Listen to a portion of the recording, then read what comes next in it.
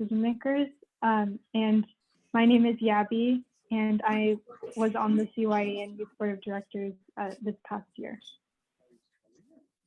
No, they are. Next slide, please. But you have the option to agree to be a part of it or not.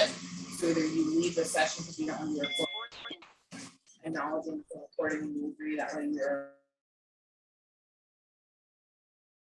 Thank you.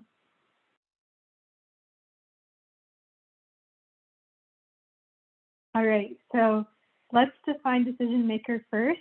Decision makers are essentially people who have the power to give you what you want. They can be appointed, they can be corporate, they can be elected officials, but we're not going to focus. We're not going to focus on the first two. We're going to focus on elected officials, given the context of tobacco control work. Oftentimes, we meet with the decision maker staff. So throughout the presentation, when I say decision maker, I'm probably using it as a collective term to refer to the decision maker and their staff. So just keep that in mind. Next slide, please. So I was wondering if anyone has met with a decision maker in person before. Please feel free to type it in the chat if you have, or unmute if you'd like.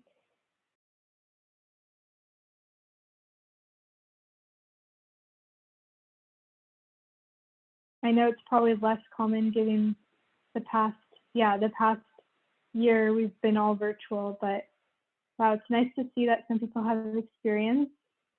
Maybe at the end you can contribute some tips too. Okay, great. So seems like a few of us have. Next slide, please. And then I wanted to ask who has met with a decision maker virtually yet. Hector, I see you met with a decision maker virtually. Anyone else? Maybe during Youth Quest?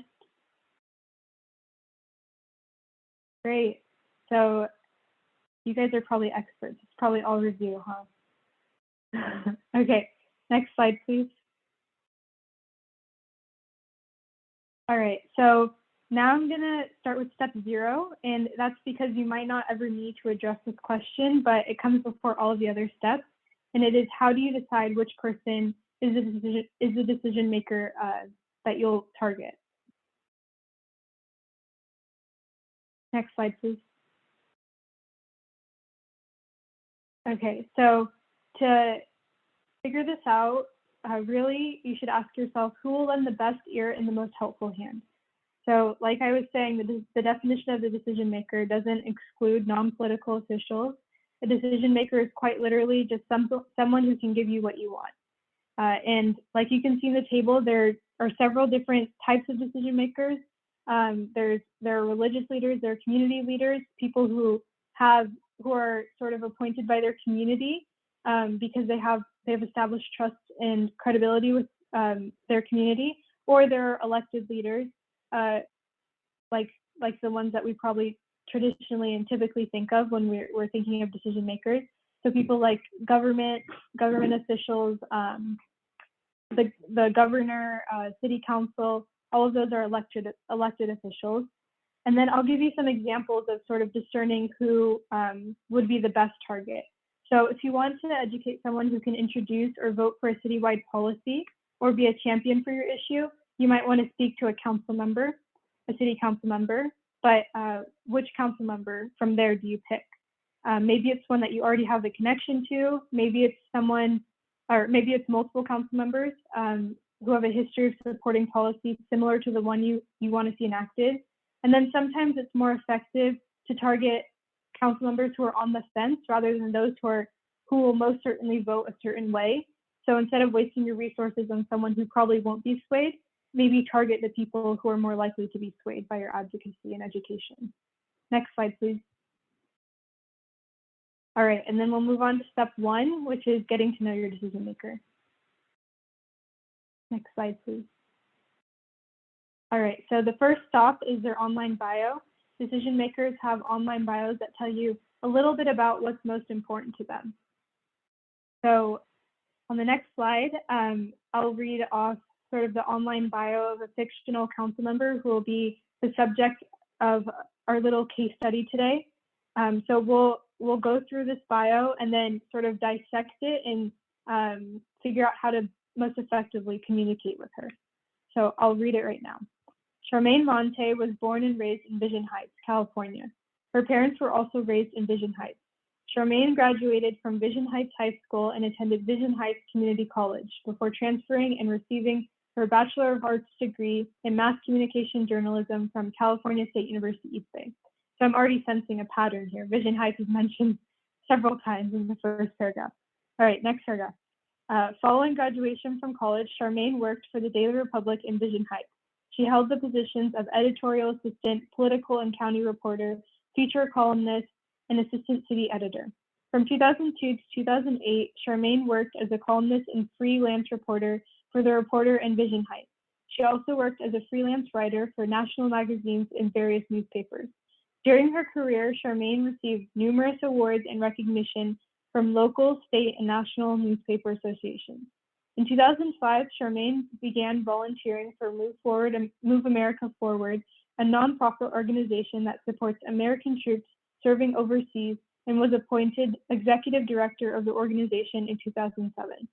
Charmaine investigated, reported, and co-authored American Morning, a best-selling book about two families whose lives changed dramatically after their sons were killed in Iraq. Charmaine has also done volunteer work with children through Girl Scouts, youth sports, equestrian, and the arts. She has also been an active volunteer with the Loyal Order of Moose and served as a lay minister to the Holy Spirit Church, serving sick, elderly, and terminally ill residents in Vision Heights. And I'll continue reading on my end. She's very involved in Seroptimus International and will serve as the local organization's president beginning in July. Charmaine was appointed to the Vision Heights City Council in 2009, 2014, and 2018. Charmaine and her husband, also a native of Vision Heights, have been married for over 20 years and have one teenage daughter.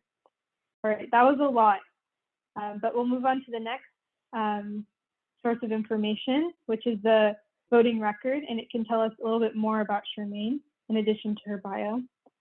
So next slide, please. We don't have a specific voting record here, but generally when you are targeting a decision maker, these are some questions you can ask. You can ask, how has this person been supportive of tobacco-free policy in the past, and try to see if you can find any trends in what they've supported. All right, and then the next stop is the re-election date. And does anyone have an idea of what this can tell us, just offhand? You can write in the chat or unmute.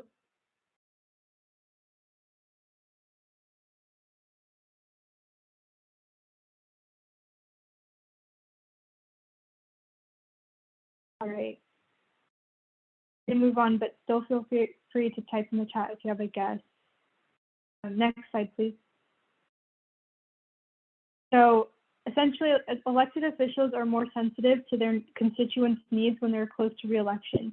And it's important to keep this in mind when delivering your message, because at that time, the elected officials' most pressing duty is to fulfill their constituents' needs, but their goal is to gain the most favor with their voters as possible. So they want to be re-elected and maintain their position. Next slide, please. All right, and so we've gathered here what we know about Charmaine, and then we'll do a little bit more analysis after this. So just to check for understanding, next slide, please. What tools can you use to find information about your decision maker based on what we've reviewed so far? A, their voting record, B, their bio, C, their re-election date. Okay, so a lot of you chose D. Seems unanimous. All right, next slide, please. And you guys are all right. So D, all of the above. Next slide. All right, and then I'd like to hear from you guys if there are any other tools that you've used to research your decision makers. I know Rhea and Milton were talking about some creative methods of education for advocacy. So this might be another thing to add to your toolbox if anyone has any suggestions.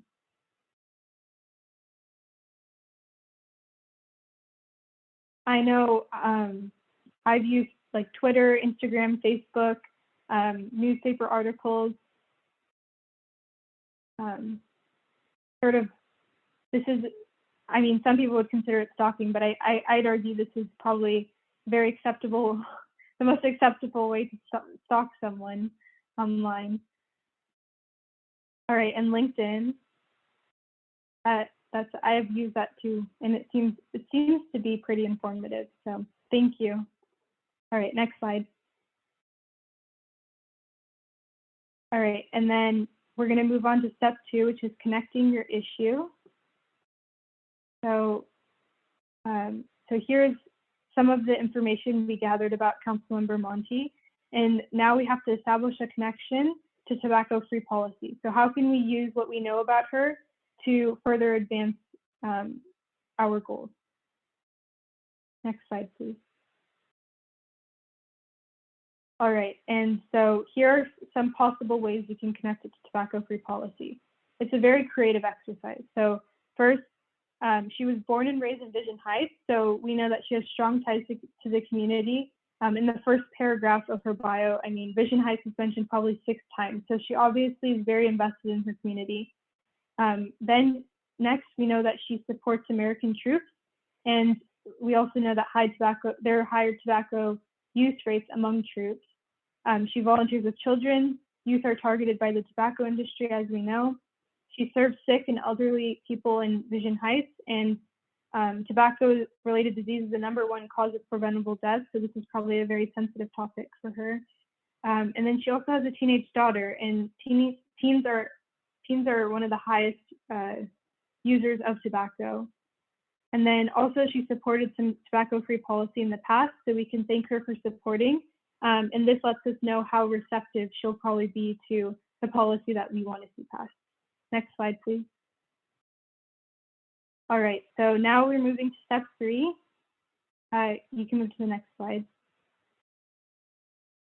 So another question, how long do you think the meeting should be typically? Just throw any number out there, 5, 10, 100, any number.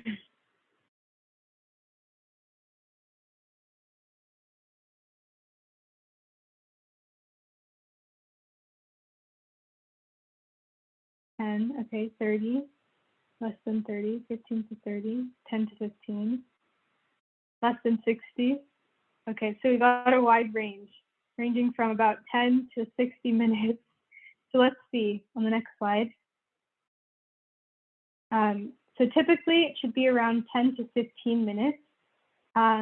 This is because council members' time is really limited, or not council members, I'm sorry. Now I'm limiting myself too, but decision makers in general, their time is very limited because, you know, they preside over, you know, a community. So we have to keep that in mind when scheduling meetings. Next slide, please. So in order to sort of pack the most punch in your message, talking points are a really effective way to communicate information. A couple people can take the lead and they can start with the introduction. Next slide, please. And so to kind of determine who should start introductions, you might want to think back to the connections we established with Councilmember Monti. So could you go to the next slide, please? So these are some of the connections that, potential connections that we came up with in the beginning. So if someone, for example, goes to Vision Heights High School or is an alumnus of Vision Heights High School, that would be a great place to start off and establish like a connection of credibility and trust with the decision maker. Also, you know, the church, if you go to her church or if you volunteer there are so many ways to establish a connection with the decision maker. And it doesn't just have to be in things you're involved with, it could just be things you're going to. So I know one decision maker in my community, he had cancer and he had to recover twice. So this experience, maybe you can relate to them with another family member of yours, or maybe with your own personal experience. Hopefully not, but these are just some experiences that can establish sort of a connection with a decision maker. Next slide, please. So now we have to ask, based on what we know about Councilmember Monti, what information do you think would be important to share with her? So next slide, please. If we go back to the connections we drew, these are great points to guide discussion. So you might want to start, so if the person who's introducing the group or the issue to the council member has a connection with the council member, then they can start by drawing this connection to tobacco-free policy. So if both of you were born and raised in Vision Heights, for example, you could establish the idea that you guys both are very invested in your community and you just want to see the best for it. So this is a way sort of to lead into the discussion, so you open the door for further possibilities, further advancement of your policy or issue. All right, next slide, please. Sorry, I keep forgetting. And it's important to make sure that you incorporate solid data and examples into each key message with your talking points. Ultimately, you need to show that your issue is a compelling problem. Data, along with personal experience, give the decision maker an idea of the issue's impact. And the more specific the information is to the decision maker and their constituents, the more influential it'll be. And remember that this may be the first time the decision maker is learning about your issue. So it's important to give a comprehensive view of it. Next slide, please. Sorry. All right. And with that said, prepare to go beyond what you've written in your talking points. You can work in some questions to engage the decision maker. For example, someone working on smoke-free parks could ask Councilmember Monti if she's familiar with the term secondhand smoke, like I asked you today, or they could incorporate some of the one of the connections they've made with their bio, like we were talking about before, and ask if she frequents any local parks through her volunteerism with the kids, or maybe with her own child. You can use this question as a sort of entry point to open up your discussion, but on a personal note. Next slide, please. And then finally, is the last thing in any presentation or meeting with a council member would be the ask. And this is where you clearly articulate what you want from the decision maker, whether an endorsement or a platform to share information or their help to raise awareness. The ask should always come at the end after the decision maker is properly informed about your issue. Next slide, please. All right, so now I decided to add a bonus sort of step, I guess, to this whole presentation about effective communication, specifically for COVID. So our interactions are increasingly virtual, and they'll likely remain that way. So I thought I'd throw out a few tips about online correspondence. Next slide, please. Thank you. So when contacting a decision maker in an online era, it's helpful to keep a few tips in mind. First, they're very busy. Decision makers' time is very valuable. For this reason, their staff can often take care of scheduling and public correspondence. So be patient for a reply and don't be surprised if you're asked to reschedule. I know I had a meeting, 2 meetings actually scheduled last week, and they were both canceled last minute, and we had to reschedule. So it's a very common thing. So don't be discouraged. And then next, make it quick and compelling. In the same vein, a long droning email is not very conducive to a quick response. So you should create a catchy subject heading and keep your introduction to the point. Also, make sure you use your resources. Maybe look into the connections you've established with the council member and see if there's anyone who can get your foot into the door. Anyone who has a personal connection with Councilmember Monti who can introduce you maybe. And then next, you can provide resources to the decision maker. Email is a great platform to send decision makers information before you meet, so they enter your meeting with some background knowledge and an enhanced ability to understand and ask questions. So I know often people send educational packets beforehand so that the decision maker can sort of review it and understand the issue and then how it applies to their particular constituency. All right, and then lastly, practice good email etiquette. I'm sure you guys all know how to do this, but I know that since it's sort of the first impression you make on decision makers, it's really important. Be sure to introduce yourself properly, address the decision maker and whoever you're contacting according to their title, maintain proper speech, just as if you're emailing a professor or a teacher. Thank them for their response if they do respond, and if they need to reschedule, be understanding and positive.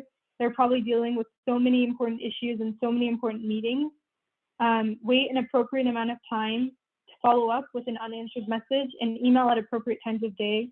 So maybe not like at 12 a.m. when you're binge watching something, maybe email them at like, a regular working hour.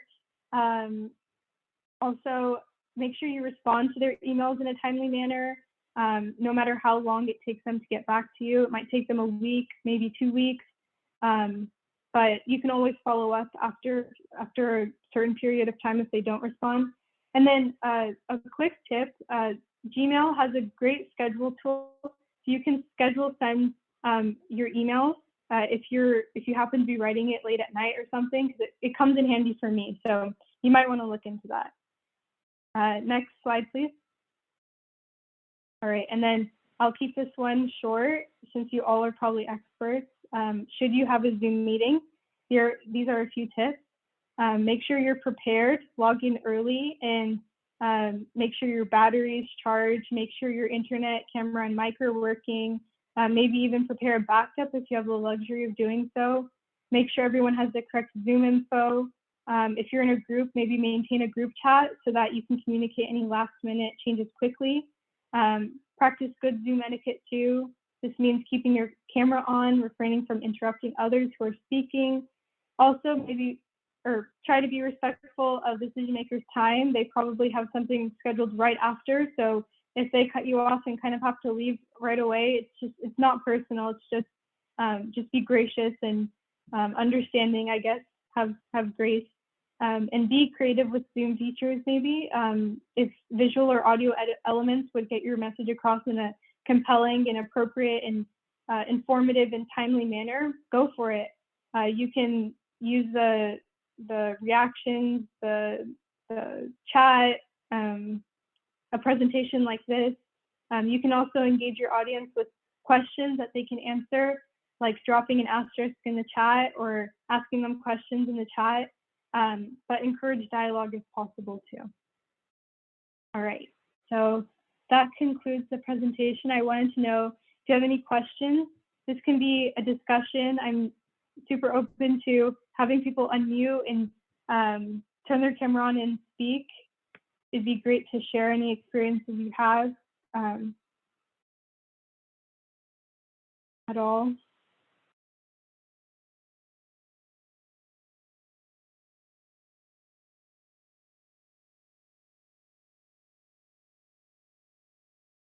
Were any points that I made confusing at all?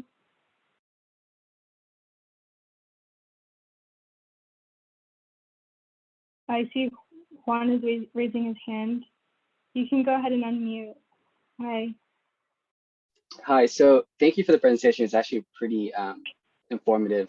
I know it gets kind of scary, kind of talk to people who have a really high status in regards to your work, but do you have any maybe insight or maybe some suggestions on follow-ups? Because from my experience, there's a challenge getting into the room and kind of talking, but it's a whole other thing when you're following up to see if there's any progress in what you presented to the decision maker. So yeah, any advice or suggestions there? Personally, I don't have too much experience with following up as to what they've accomplished, but I mean, I would just say, Ignacio, if you have any tips, I can add at the end. Maybe I should clarify, maybe not like follow up on what they've done, but more so like should we follow up rather, or like do we continue? Like, how do we know if our message got across? Do you want to take this, Yappy? You want to try to, and then I'll fill in any gaps. Sure. Well, I would say it's nice to maintain a correspondence with the council member in their office. It's good to follow up, I would say, and even better for future issues that you might be bringing to the table or bringing up to them. So I think it's good to maintain like a sort of a relationship with them and yeah, follow up. I think it's a good idea. Yeah, I totally agree. There's nothing like rude or incorrect about that.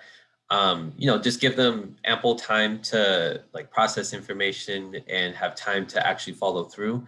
But checking in and even reminding I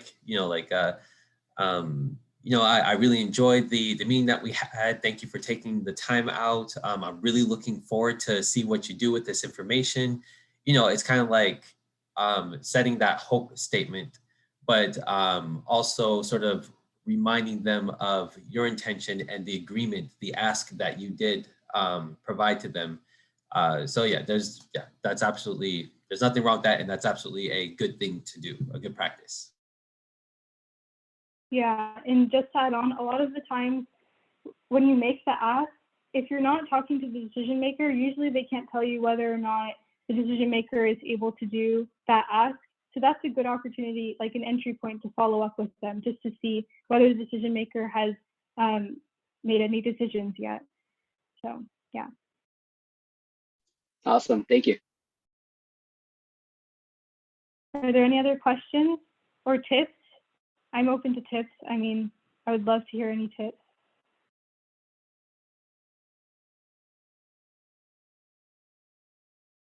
Is anyone currently trying to schedule a meeting with the decision maker?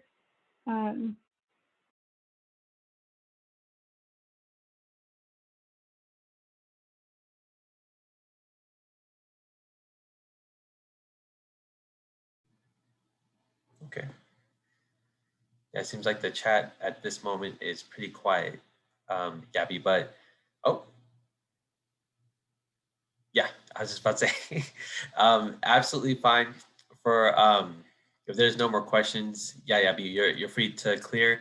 And then we're having the closeout session at 4:50. Be sure to attend because they're going to be taking a list of the participants and offering some random prizes for those that do come back for that last 10 minutes. We're going to be doing a wheel of gift cards. So be sure to check out that last 10-minute session, and that's it. Yeah. Yeah. Thank you so much. Thank you, Yabby. I hope you guys learned something today, and this can be applied to any issue, really. So I hope you can carry it with you beyond tobacco control. Bye.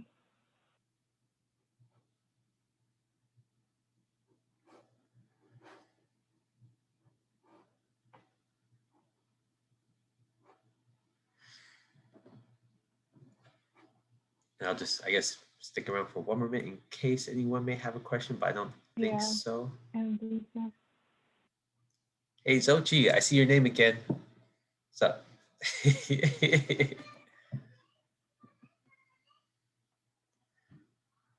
All right. Awesome. Okay, yeah, I'll go ahead and close it down, and I'll see you in a little bit. All right.